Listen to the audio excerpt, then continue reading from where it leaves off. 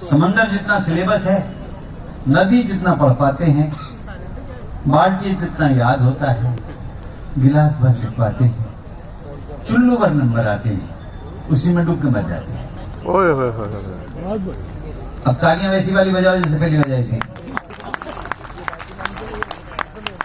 अध्यापक श्रीमान जी ने भी लिखा, मुझे तो तुम जैसा कोई चुल्लू में डूब के मरता नहीं देखा। चुल्लू में डूबकर मरने के मुहावरे का मजाक बनाते हो, गिलास भर नंबर के लिए हमारे आगे ले आते हो,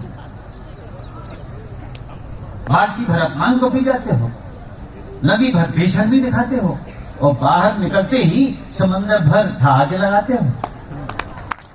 अच्छा, उन्होंने भी मैसेज कर दिया सेंड।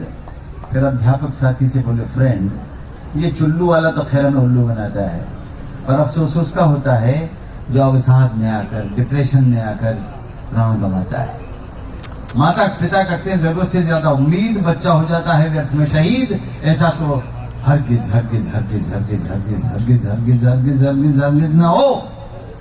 प्यारे दोस्तों, यहां से वहां तक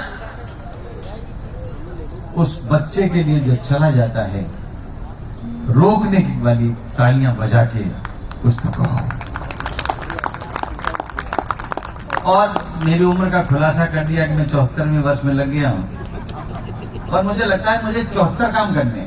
मेरी एक दादी थी, वो अतिथि वत्सला नहीं थी। कोई आ जाए तो उसके चेहरे पे हेमा मालिनी आ जाती थी। तो वो जैसे ही कोई अतिथि आया, वो कहेंगी, मरने की फुर्सत ना है, मरने की फुर्सत ना है, 74 काम पड़े।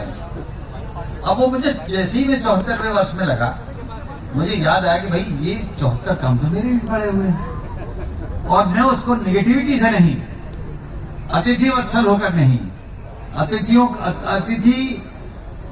की उपेक्षा करने वाला ना होके अतिथि वत्सल होके कहता हूं कामों के लिए कि 74 काम पड़े हैं। मैं स्वागत करता हूं तुम्हारा, 74 काम पड़े हैं और मरने की मुझे फुर्सत नहीं।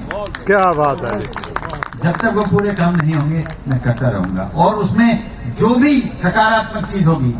यहाँ हमारे निर्मल वैद बैठे हुए हैं, बहुत बड़े रचनाकार हैं, नाटककार हैं, बड़े अच्छे ऊंचे ऊंचे संकल्प हैं इनके।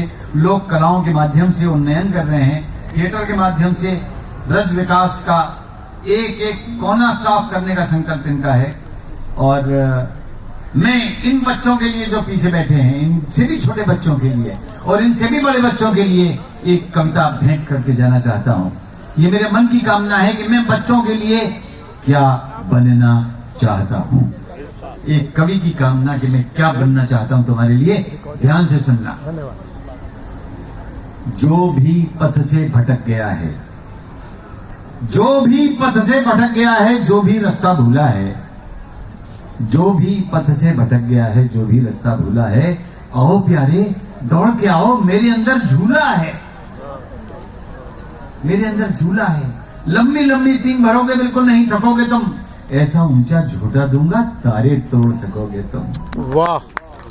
मैं नभ में ले जाऊंगा, फिर धरती पर लाऊंगा, जिसको सुनकर खूब हंसोगे, ऐसा गाना गाऊंगा।